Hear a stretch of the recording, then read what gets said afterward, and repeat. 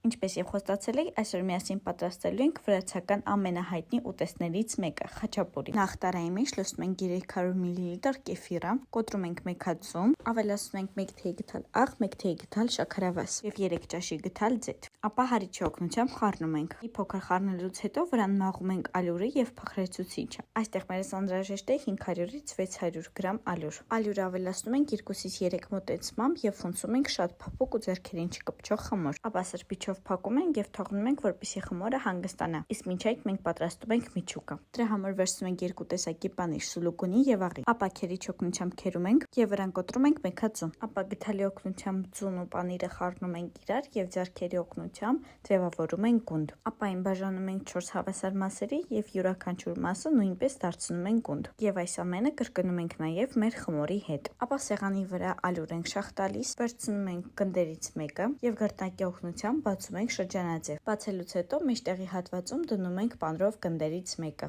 եւ ձեռքերի օգնությամբ փակում ենք այնպես, ինչպես ցույց եմ տալիս վիճահոլովակում։ Փակելուց հետո գրտնակով վրայից մի քանի անգամ անցնում ենք, որպեսզի միջի պանիրը լավ տարածվի եւ մեր խաչապուրին դառնա մաքսիմալ բարակ։ Ապա տաք թավայի մեջ դնում ենք մեր խաչապուրիները հերթով եւ տապակում երկու կողմից հավասարաչափ։ Ես տապակում եմ ձեթով, իսկ դուք կարող եք տապակել առանց ձեթի, փոխարենը վերջում քսեք կարագ։